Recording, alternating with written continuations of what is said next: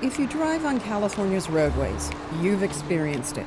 Congested freeways, traffic backups, delayed commutes, damaged and dangerous roads, horrific accidents, and the list goes on. We know that California's roads aren't in the condition they need to be in. 6 of our top 10 cities have the worst roads in the nation. We know that we're the 2nd state in the nation with roads with the poorest condition. We know that our congestion is at 70%. That's data that we have and we know. But really, it's the impact we feel every single day on our streets as we try to get to work and home to our families. So why are California's roads in such a mess? Unfortunately, during the Great Recession, monies designated for road repairs and transportation infrastructure were diverted to help keep our state going. Now that our economy is on the rebound, California State Assembly Speaker Toni Atkins has a plan to fix the thing that drives California, our roads. The Assembly Democrats recognize that we've lived through a recession, and during that time we weren't taking care of critical infrastructure. We're proposing over the next 5 years $10 billion to be put into our roadways and our bridges and overpasses to make sure that we're taking care of our infrastructure. A proposed vehicle fee of $52 a year will generate approximately $2 billion in new money for new transportation infrastructure projects. So when you're driving, your car's going like this and that and this. There's no way to plan your time. You burn gasoline, you pollute the air while you're sitting, stopping and starting and stopping and starting. Everything slows down and everything's just crawling, and then it speeds up and you don't even know why it's slowed down. It's just traffic. There's a lot of kind of divots in the roads. You'll hit a pothole, and as you know, it'll throw your front end alignment out. Something's flying and a little pebble or something flying on the road. $52 a year, I'm certainly paying less than that than I used to in gas taxes. $1 a week is not bad just to get the roads up to par.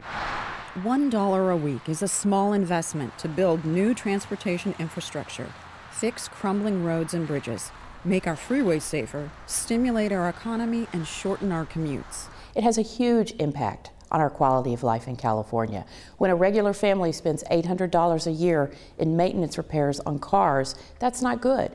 Not only would drivers save money on car repairs, the investment would create jobs and further stimulate California's economy. Well, what we know is that if we invest in our infrastructure, we create jobs. $1 billion spent towards infrastructure improvements on our roadways will create 18,000 jobs in California.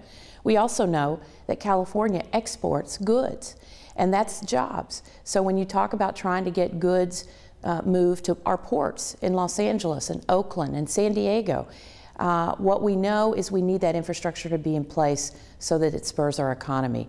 We know from studies that every dollar spent generates $5.20 of economic activity for our state. And that's a huge return on $1 a week investment. An investment California drivers need to make because our main source of transportation funding, the gas tax, is rapidly dwindling.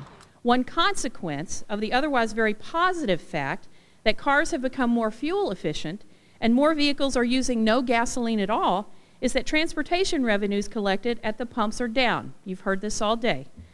While it's great our air is cleaner as our cars have become more efficient and less dependent on gasoline, it's clear we must now move forward to the next generation of transportation funding. Speaker Atkins knows we must act quickly to get the work started because California's roads, in their current condition, are draining our collective pocketbooks and our quality of life. You know, 30 years ago, 2015 was the year that Marty McFly would time travel in order to fix the future. Did you know that? 2015. I have people that look these things up.